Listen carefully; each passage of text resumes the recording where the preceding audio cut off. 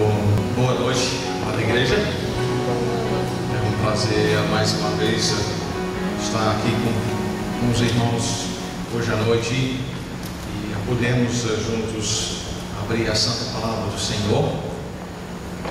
Tem sido um prazer para mim trabalhar com o pastor João aqui no seminário e também no começo desta congregação aqui, em honra ao Senhor nosso Deus, e tem sido um prazer para nós também poder chegar a conhecer alguns de vocês mais do que outros, mas chegar pelo menos a conhecer um pouco cada um.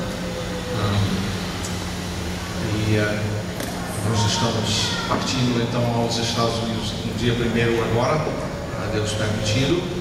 Nós temos uma filha, mais velha das filhas. Nós temos 4 filhos casados, mas agora vai casar a primeira filha. Então nós vamos para isto e depois disto então nós vamos estar visitando as igrejas e pessoas que têm nos enviado para cá uma mensagem da palavra de Deus, a salvação pela fé em Jesus Cristo. Nós vamos estar andando, visitando estes, dando um relatório também do que Deus tem feito aqui para a honra e glória dele.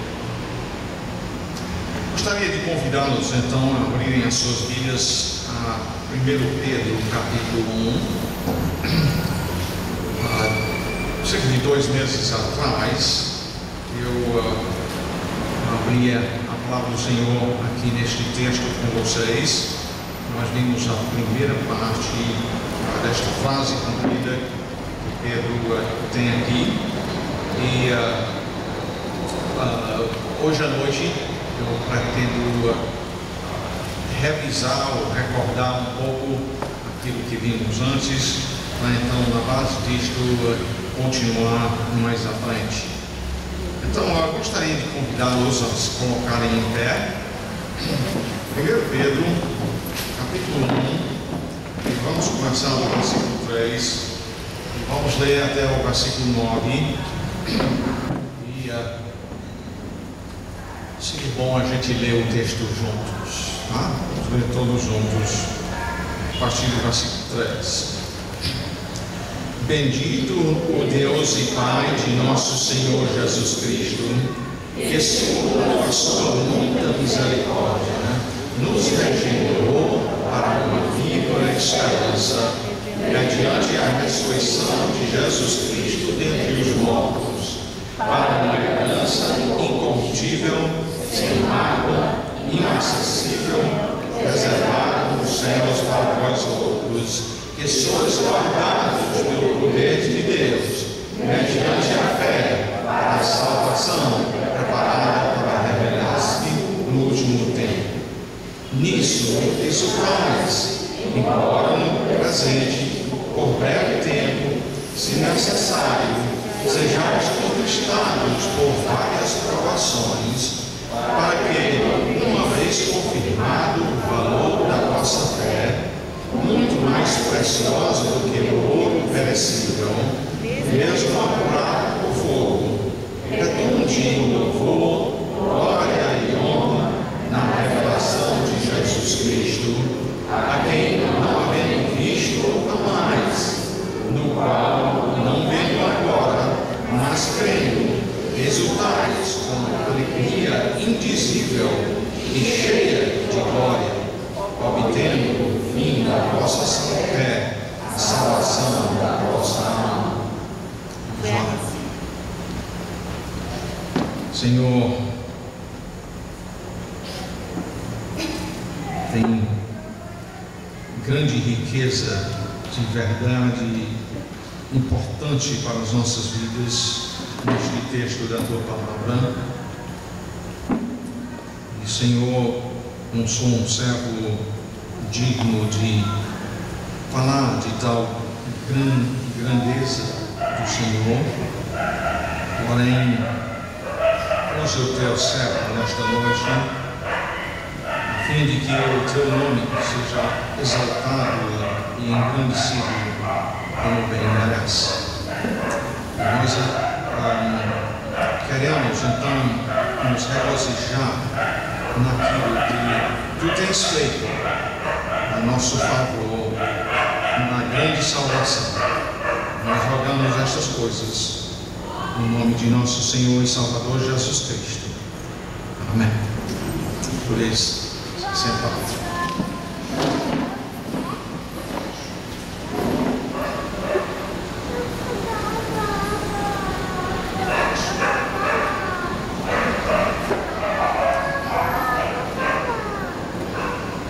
Se vocês se lembram, então, nós vimos aí uns 2 meses atrás que Pedro está escrevendo para um grupo de pessoas que estão sofrendo muito. Você vai ver a palavra sofrimento muitas vezes nesta epístola. Quase todos, se não todos os capítulos têm referência a sofrimento, mas é interessante que Pedro começa não se dirigindo ao sofrimento, mas dirigindo estas pessoas que estão sofrendo, mesmo no meio do seu sofrimento, ele os dirige a bendizer a Deus. Bendizer significando então falar o bem acerca dele. E nós vimos que isso nós temos razão de fazer, porque ele nos regenerou. Essa palavra é imensamente importante neste texto, é a chave da passagem toda, o que dá início àquilo que Pedro tem a dizer, está em ele nos regenerou. Ele nos encontrou mortos nos nossos delitos e pecados. Ele nos encontrou como inimigos dele. Ele nos encontrou culpados de pecado, de ofensa contra ele, e não amáveis de maneira nenhuma. Mas apesar de tudo isto, ele nos regenerou. Isso significa, ele nos deu vida espiritual, onde estávamos mortos nos nossos crimes, nos nossos delitos e pecados, e então nos deu vida. O homem não foi criado para viver separado, distanciado de Deus. O homem foi criado para viver reconhecendo Deus como Deus, tratando como Deus, e reconhecendo que a nossa vida, nós temos até fosse emprestado bem próximo à nossa casa, mora o pai da Luísa Helena, o seu Silva, e então bem pertinho da casa dele, anteontem faleceu uma vizinha nossa, mas uma lembrança de que nós não somos donos da vida. Se a vida fosse nossa mesmo, nós não iríamos morrer, não é? Nós recebemos vida de outro, e no caso ele é diferente de nós. Ele então é a fonte de vida. Ele tem vida em si mesmo, é tanto que ele pode até dizer: ninguém tira a minha vida, eu espontaneamente a dou. Ele deu a sua vida então para nos regenerar. E nós vimos então que isto trata-se do passado. Paulo pode falar com convicção, com certeza, ele nos regenerou, está feito, está realizado. Mas ele fala no versículo 4 quanto ao futuro, e lá está falando, acerca do céu e aquilo que nós aguardamos quanto ao futuro, uma herança que não é como as casas daqui, onde aos poucos vão se desmanchando, né? O seu Wesley estava falando comigo lá em casa ontem, de uma casa que ele se envolveu em construir lá no Mato Grosso, uma casa que diz ele que é de madeira, que sim, os rolos de pau dessa grossura, e que daqui 400 anos ainda está lá, estará lá. Tudo, porém, aqui na terra, isso aí é exageradamente muito mais do que é normal, mas até essa casa um dia vai se acabar, ao passo que a herança do céu, Pedro menciona que é incorruptível, não vai ficar manchado com alguma coisa, é sem mácula, inacessível, está reservada nos céus para vós outros. E então Pedro fala no versículo 5 sobre o tempo atual. Ele diz que sois guardados pelo poder de Deus. E nós mencionamos naquela ocasião que esta questão de compreender a obra de Deus na salvação é imensamente importante. Muitas mesmo das igrejas evangélicas concentram em convidar as pessoas para levantar a mão, aceitar Jesus e assim por diante, sem falar daquilo que Deus faz quando Ele salva um ser humano. Ele dá vida a um que estava morto, Ele dá o perdão dos pecados, Ele o faz um filho de Deus, Ele nos tira das trevas para a luz. Ele tira de ser um escravo do pecado para ser um escravo da justiça. E então, estando guardado pelo poder do Todo-Poderoso, este está seguro. Então, tanto quanto ao passado, como quanto ao presente e o futuro, aquele que foi regenerado tem razão de bem dizer e falar o bem acerca de Deus. Nós vimos então que isto é importante, porque no versículo 6 nós enfrentamos durante o tempo aqui agora, quando nós precisamos de ser guardados pelo poder de Deus, nós enfrentamos várias provações. Às vezes são de vários tipos, tudo numa hora só. Nós enfrentamos essas provações, mas como Pedro diz no começo do versículo 6, nisso exultais. Essa palavra exultais é uma questão de estar lá pulando de alegria. E a pergunta que a pessoa então naturalmente faria é: como é que eu posso ter esse tipo de alegria tão profunda, que esteja pronto até para pular de alegria? Exultais no meio de várias provações. Nós vimos então que Pedro menciona que estas provações são no tempo presente.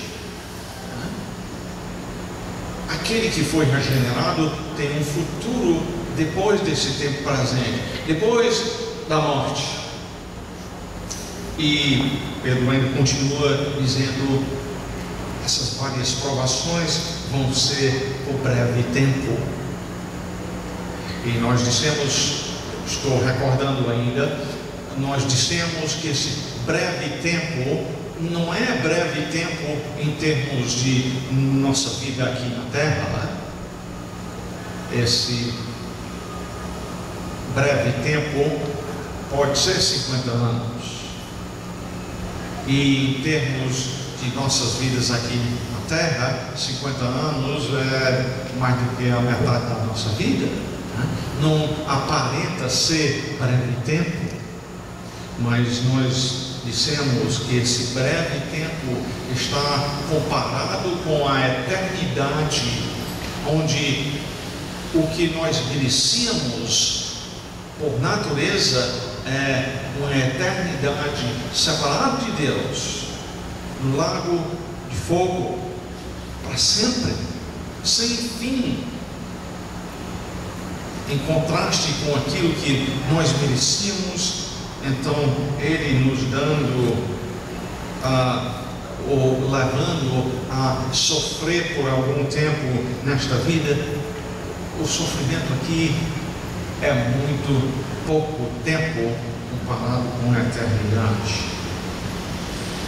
E mais uma coisa consoladora, e isto fala até sobre a pessoa de Deus, ele diz, se necessário.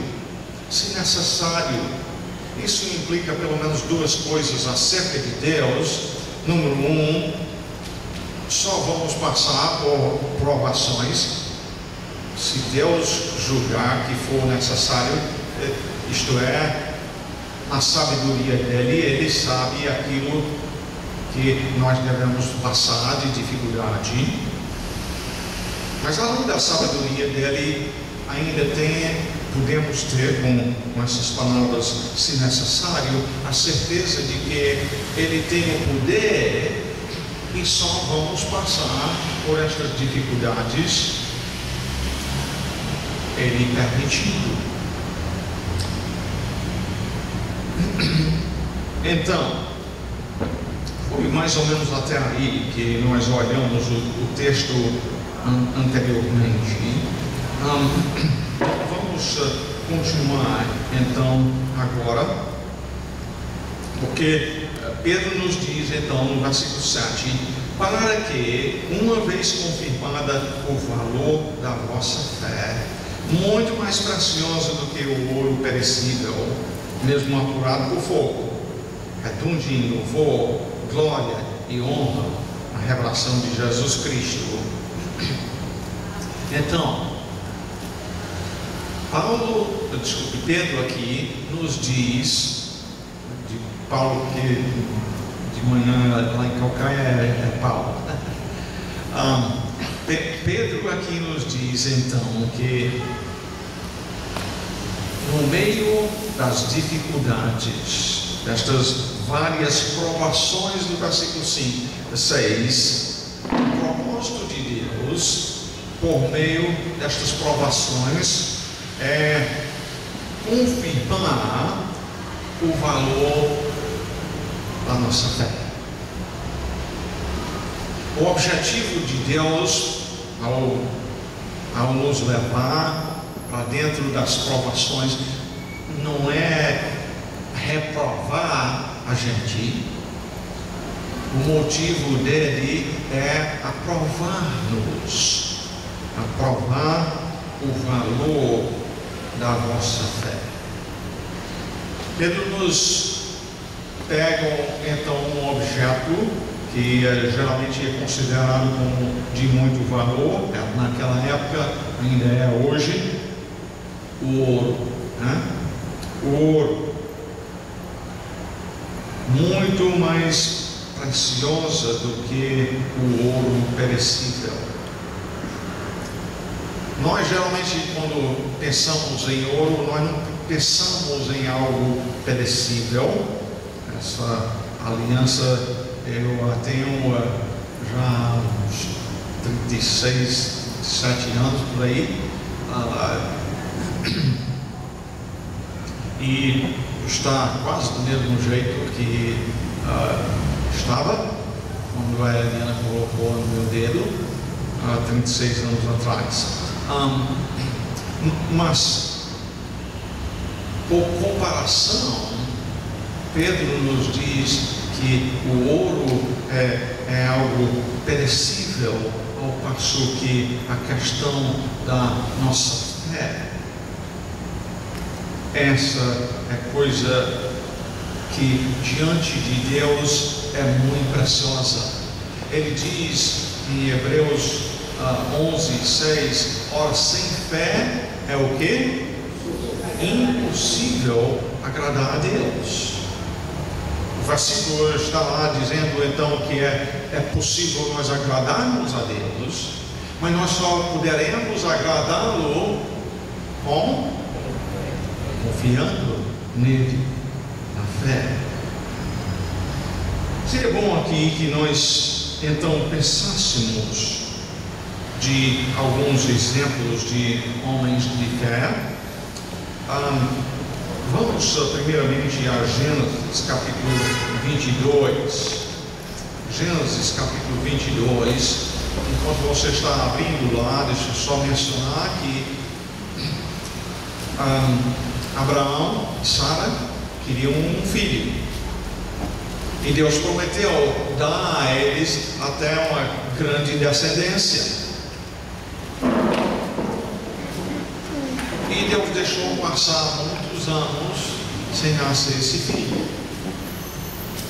E eles queriam este filho. E com certeza, você sabe, quando a gente está querendo uma coisa muito, e que o tempo vai passando, a gente tende a querer mais e mais a chegada daquilo que foi prometido, nesse caso, um filho. A Bíblia diz, até em Romanos capítulo 4, que em termos de Sara, e ela como mulher, já havia passado o tempo quando ela poderia ter filho.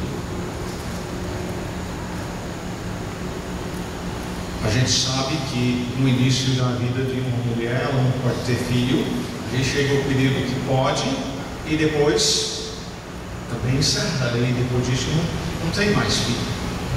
E Sara já tinha entrado um bocado de tempo nesse período quando não podia ter filho. E Deus então deu em Gênesis capítulo 21 filho Isaac a Abraão e Sara.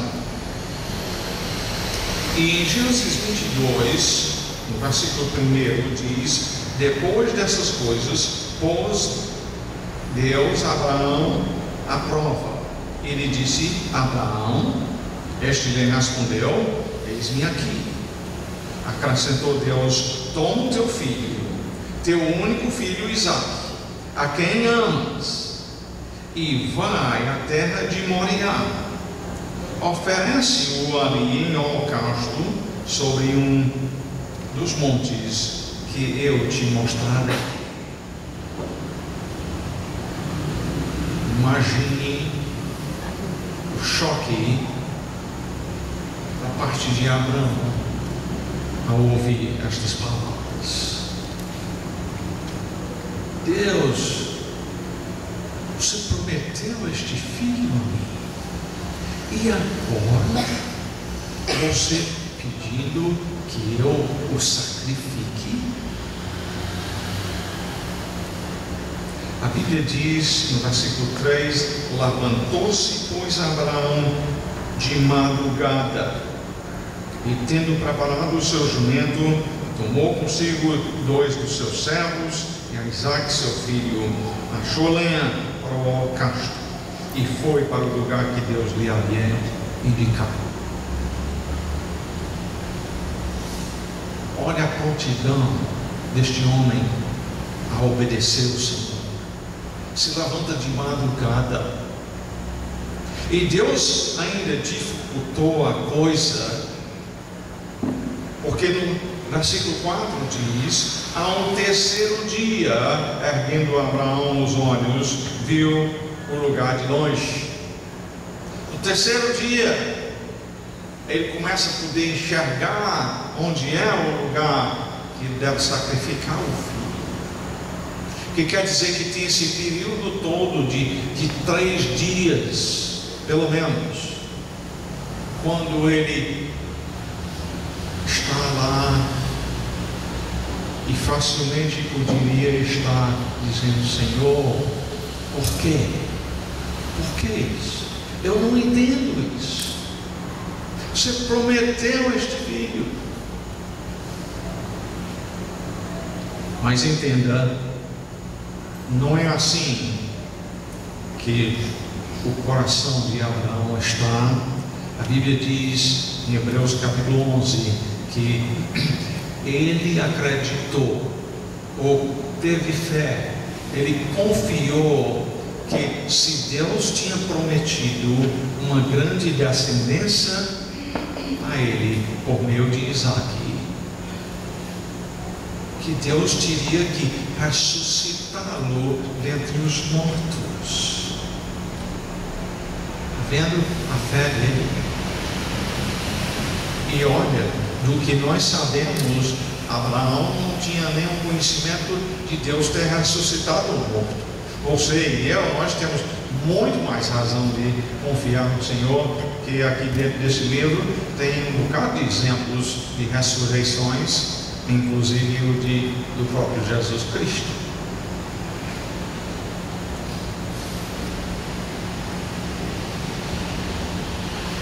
E Abraão, a Bíblia diz que estava pronto lá no versículo 10 para matar o seu filho, quando diz no versículo 11: mas o céu lhe bradou o anjo do Senhor: Abraão, Abraão. Ele respondeu: eis-me aqui.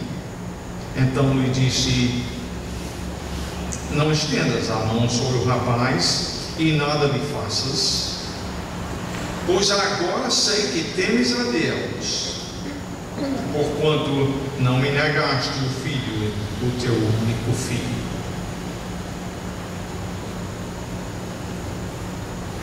Tem uma coisa importante para nós aqui, e essa coisa importante é essa: Abraão muito almejava o nascimento deste filho, mas diferente de tantos seres humanos que quando recebem do Senhor um emprego, um cônjuge, filho, seja o que for que almejava, passa a amar mais aquilo que Deus deu do que a ele. Esquece dele. Abraão confiou no Senhor, foi posto à prova e foi aprovado. Passa o livro de Daniel comigo. Daniel, um dos profetas maiores.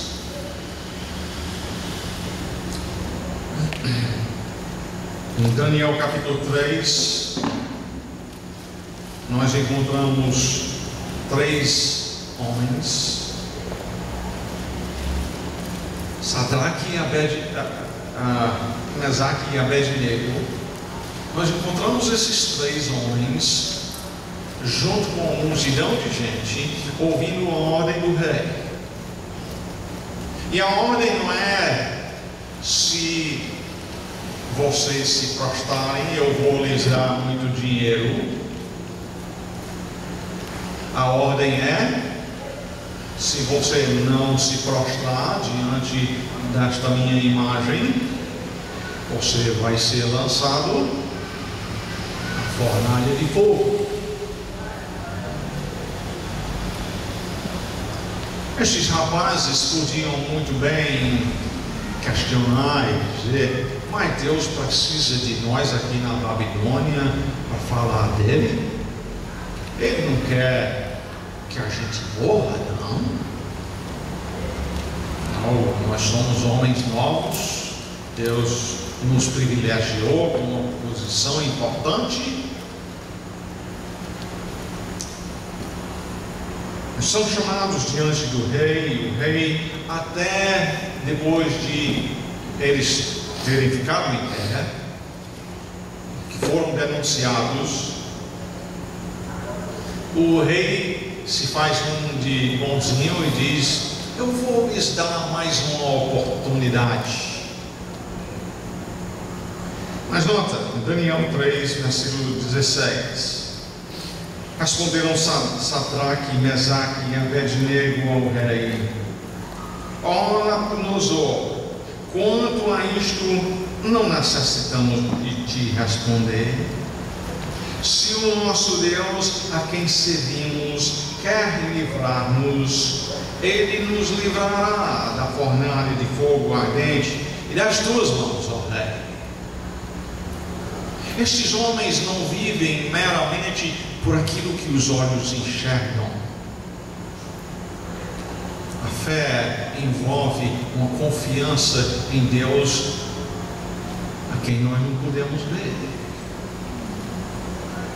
E diante de um rei que está irado, eles prontamente dizem: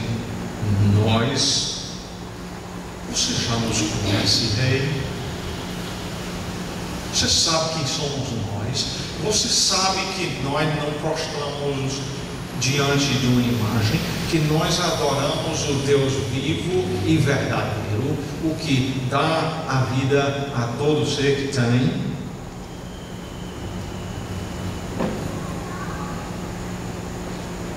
Então, não estão lá para poupar as suas próprias vidas.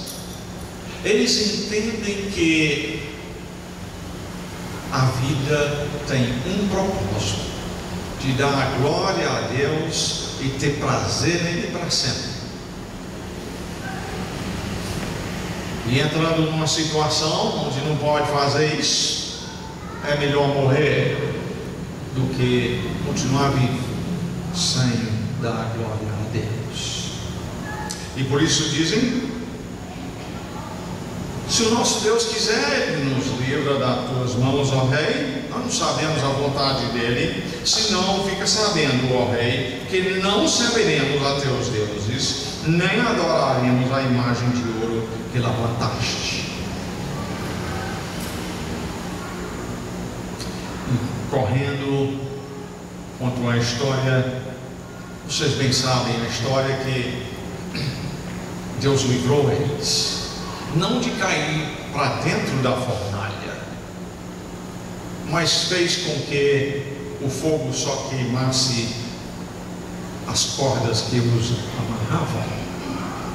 E quanto a eles, o fogo não queimou a roupa, não queimou nem os cabelos, não passou nem o cheiro de fumaça a eles. E dentro de pouco tempo, então, o rei os chama para fora. Aliás, o fogo de tão quente tinha matado os soldados que jogaram eles para dentro do fogo. E qual foi o resultado disto? Porque Pedro nos diz que o valor da vossa fé, uma vez muito mais precioso do que o ouro perecível, mesmo apurado por fogo, redunde em louvor, glória e honra na revelação de Jesus Cristo. Qual foi o resultado destes homens e a sua fé ser aprovado? Versículos 28 e 29 de Daniel 3: falou Nabucodonosor e disse, e ele tinha ficado muito irado, mandou esquentar o fogo mais, jogou os homens lá dentro, e Deus tocou-os. Nabucodonosor disse: bendito seja o Deus de Sadraque, Mesaque e Abednego, que enviou o seu anjo e livrou os seus servos que confiaram nele. Está aí a fé deles. Foi provado a fé, provado e aprovado. Seus servos que confiaram nele, pois não quiseram cumprir a palavra do rei. Geralmente devemos, mas onde fere a ordem de Deus, temos que dizer não, preferindo entregar o seu corpo para morrer. tá? A se servirem e adorarem a qualquer outro Deus, senão ao seu Deus. Portanto, faço um decreto pelo qual todo povo, nação e língua, que disser blasfêmia contra o Deus de Sadraque, Mesaque e Abednego, seja despedaçado, que as suas casas sejam feitas em monturo, porque não há outro Deus que possa livrar como este. Ele passou a reconhecer que os ídolos não eram. Não existia um poder lá. Não podiam fazer nada. Deus como este, que realmente podia livrar desse jeito, só o Senhor. Então, note bem o resultado disto. O resultado não foi louvor, glória e honra para Sadraque, Mesaque e Abednego, pela vida que viveram. Foi Deus que foi glorificado. Vou só uma coisinha para Daniel capítulo 6. E lá nós vemos a história de Daniel na cova dos leões. Creio que vocês conhecem bem esta história. O rei, nesse caso, o outro rei, havia proibido, por engano, né, outros que conspiraram contra Daniel, levavam o rei a fazer uma ordem de que por espaço de um mês ninguém poderia orar senão para o rei. E encontraram logo Daniel desobedecendo a lei, orando ao Deus vivo e verdadeiro. Lançaram ele na cova dos leões. Eu tendo a pensar, isso é imaginação minha, eu tendo a pensar que Daniel usou um daqueles leões como um travesseiro para dormir bem naquela noite, tá? Essa é a opinião minha, a Bíblia não diz isso, mas de qualquer maneira você sabe que Deus mandou o seu anjo que fechou a boca dos leões, e se Deus fechou a boca dos leões, por que não usar um travesseiro? O rei nem pôde dormir naquela noite, preocupado por ter sido enganado por preocupado quanto ao que iria acontecer com Daniel, mas ele, por outro lado, teve pelo menos a fé suficiente de ir lá de manhãzinho para ver se Daniel estava vivo. Olha lá que ele tinha que acreditar alguma coisa quanto a esse Deus de Daniel, até para ir lá, quando Daniel foi jogado para dentro de uma cova de leões, que os acusadores depois foram jogados lá dentro e os leões fizeram uma festa, e bem rápido.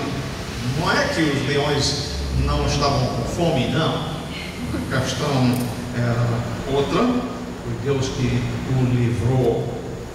Mas no momento eu estou querendo chamar a sua atenção ao resultado disto. Em Daniel capítulo 6, passando com o versículo 26, o rei Dario escreveu para todas as nações, línguas e povos de todas as terras. Ele diz: faço um decreto pelo qual em todo o domínio do meu reino os homens tremam e temam perante o Deus de Daniel, porque ele é o Deus vivo e que permanece para sempre. O seu reino não será destruído e o seu domínio não terá fim. Ele livra e salva e faz sinais e maravilhas no céu e na terra. Foi ele quem livrou a Daniel do poder dos leões. E de novo, a questão que vemos aqui não é Daniel sendo louvado como sendo grande coisa, não. É o Deus de Daniel que fez grandes coisas. Um pouco mais à frente, Abacuque um livrozinho pequeno, 3 capítulos, entre Daniel e o final do Velho Testamento. E Abacuque estava preocupado com a sociedade ao seu redor. Preocupado, a violência era muito grande. O povo não amavam a Deus, viviam rebeldes contra Ele. E ele orou, ele implorou, ele pediu ao Senhor: faça alguma coisa. E Deus disse: eu estou com um plano feito. Eu vou mandar os babilônios. Os babilônios vão levar vocês, a nação, cativo. E Abacuque coça a cabeça e diz: Senhor, você vai mandar um povo mais injusto do que os israelitas nos disciplinar? Não entendo. E depois que Deus conversa com ele, fala sobre o seu plano, no final do livro de Abacuque, em Abacuque 3, a partir do versículo 6, ele diz: ouvi-o e o meu íntimo se comoveu, a sua voz tremeram os meus lábios, entrou a podridão nos meus ossos e os joelhos me vacilaram, pois em silêncio devo esperar o dia da angústia que virá contra o povo que nos acomete. Eu sei de toda a coisa ruim que vai vir sobre o meu povo, ele diz. No versículo 16. E aí, versículo 17. Veja a fé deste homem. Ainda que a figueira não floresça, nem há fruto na vide, faltou estas frutas que eram parte do alimento comum daquele povo, o figo e a uva. O produto da oliveira minta, e os campos não produzam mantimento, né? Tempo de escassez, falta até do que comer. As ovelhas sejam arrebatadas do aprisco e nos currais não haja gado, né?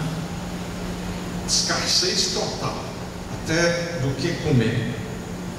Ele diz: ainda que isso aconteça, todavia, o que ele diz? Eu me, o quê? Alegro, não nas circunstâncias. Eu me alegro no Senhor, exulto no Deus da minha salvação. Essa confiança de Abacuque no meio da dificuldade é a fé sendo aprovada. E mais um exemplo, vamos voltar atrás a Jó, e capítulo 19. Jó, capítulo 19. E aqui estamos no período de tempo quando Jó tem perdido os seus muitos bens. Ele era o mais rico da região toda. Ele tinha perdido então os seus bens, os seus filhos haviam todos morrido num só dia. Ele havia perdido a saúde e ainda perdeu o apoio da esposa, que encorajou ele a blasfemar contra Deus e de forma que Deus o matasse. E Jó diz, no capítulo 19, versículo 25: porque eu sei que o meu Redentor vive e por fim se levantará sobre a terra. Depois, revestido este meu corpo da minha pele, em minha carne verei a Deus. ele tem confiança. De fato, ele diz também: ainda que o Senhor me mate, eu vou continuar confiando nele. Se a vida vem dele, então, ainda que ele decida que chegou a hora de tirar a minha vida, eu vou continuar confiando nele, porque afinal, se não confiar nele, em quem vou confiar? Este tipo então de confiança é aquilo da qual Pedro está nos falando aqui em 1 Pedro, que Deus leva os seus servos, todos, num tempo ou no outro, de uma medida maior ou menor, talvez em comparação um com o outro, mas Deus leva-os a passar por várias provações, para que seja demonstrado ali no meio do fogo, que só o Senhor poderia ser a fonte daquilo que os seus servos vivem naquela hora.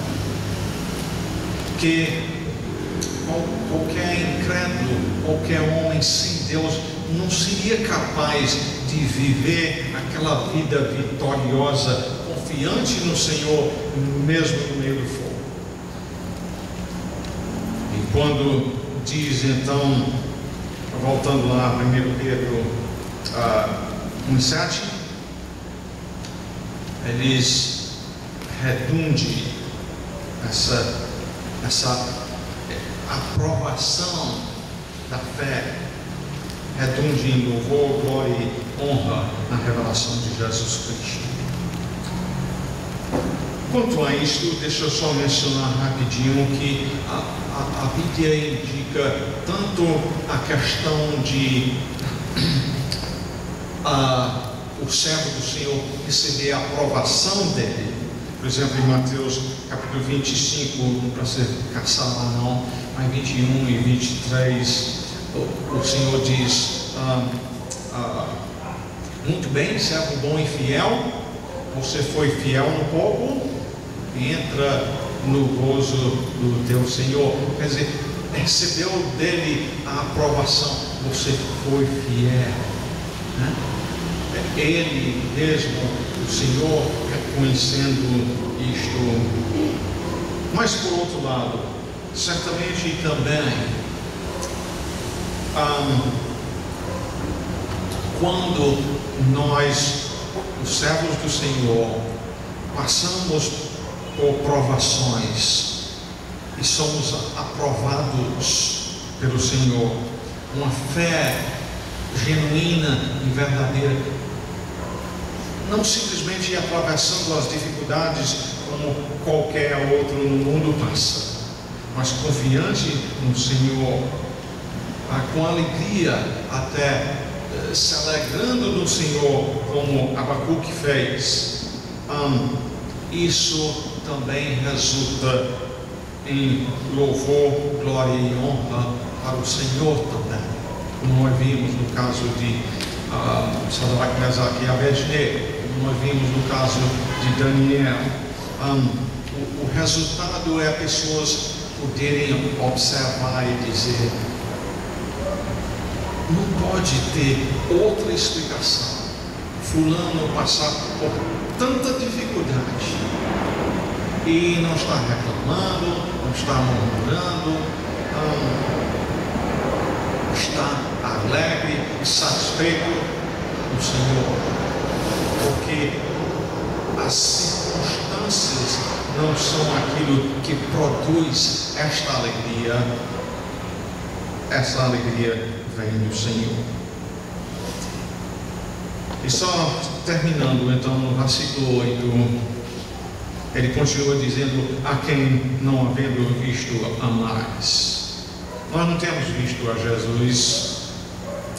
Jesus disse a Tomé, ele disse: bem-aventurado é aquele que não me viu, mas confiou, creu. E Pedro diz destes também, que são judeus, que têm crido em Cristo, Ele diz: a quem não havendo visto, amais. Pedro não iria dizer isso de si mesmo, porque ele mesmo tinha visto a Jesus. Mas a estes a quem ele está escrevendo, eles não tinham visto Jesus, porém o amavam. Aquele que é regenerado, ele ama a Jesus. Ele tem como fonte da sua alegria a pessoa de Jesus. A quem não havendo visto amais, no qual não vendo agora, mas crendo, exultais com alegria indizível e cheia de glória.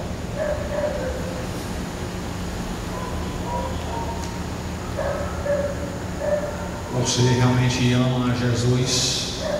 Você é um destes que Ele regenerou? Você é um que tem razão de bem dizer, louvar, honrar o Senhor por causa daquilo que Ele tem feito por você, está fazendo e fará? E se nós o amamos, Ele também vai ser a fonte de nossa alegria. Mais uma vez, aqui no final do versículo 8, mesmo não podendo vê-lo agora, Pedro diz: mas crendo, exultais. Aquela mesma palavra de antes, né? Pulando lá de alegria, né? Exultais com a alegria indizível e cheia de glória. Não é em cima de algo que nós vimos, não é em cima de algo que nós podemos pegar. Outros viram, outros puderam pegar.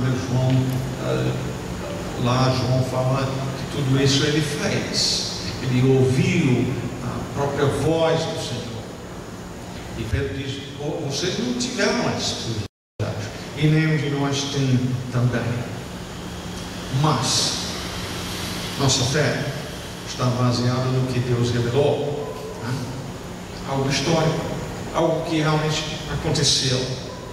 Pessoas podem escrever tentando refutar isto hoje em dia, e muitos fazem, porém são pessoas de hoje. O fato é que o Jesus de quem nós estamos olhando aqui é o Jesus histórico. Ele realmente viveu. E no meio de tudo isso, nós devemos nos lembrar dele. Se por muito que a gente venha a sofrer aqui neste mundo, é muito pouco comparado com aquilo que ele sofreu de rejeição humana, não é? É muito pouco. E quando nós olhamos para Jesus, nós podemos então ter uma perspectiva correta quanto às dificuldades que enfrentamos. Como é que você enfrenta as dificuldades da vida? O mundo olhando para a sua vida, Cristo é glorificado. As pessoas olhando vão dizer: mas fulano passando por essa dificuldade, só mesmo Jesus podia ser fonte, força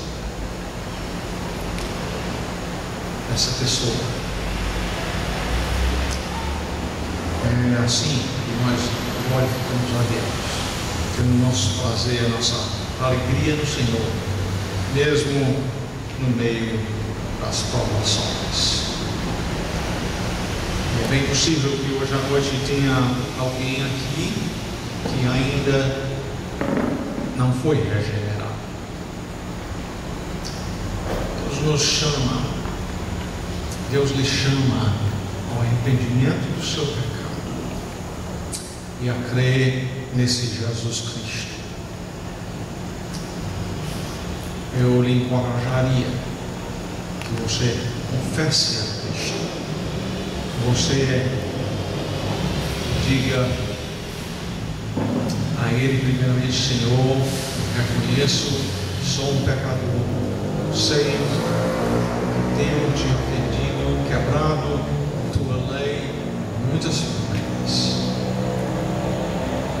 mas creio agora que o Senhor morreu no meu lugar, para pagar o débito do meu pecado.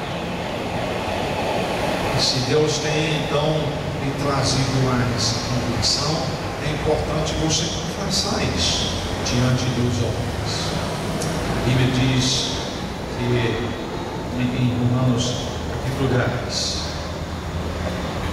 se com a tua boca confessares a Jesus como Senhor e em teu coração creres que Deus o ressuscitou dentre os mortos, serás salvo.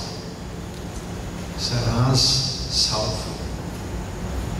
É certeza. Ele tem feito isso por ti, então confesse isto diante do seu povo também. E faça isso mesmo hoje à noite. Senhor, muito obrigado por este tempo juntos na tua palavra nessa noite. O Senhor nos viu sujos e imundos de pecado. Não havia em nós nada de agradável a ti, só ofensas, só um grande débito. O Senhor pagou esse débito na cruz do Calvário. Mereces que o teu nome seja bendito, que nos exaltemos no Senhor, e isto mesmo quando enfrentando várias provações na vida. E é desta forma, então, Senhor, que o mundo ao nosso redor vai ver Jesus Cristo através de nossas vidas. Receba assim nosso louvor e glória e honra para sempre. É para isto que nós vivemos. Amém.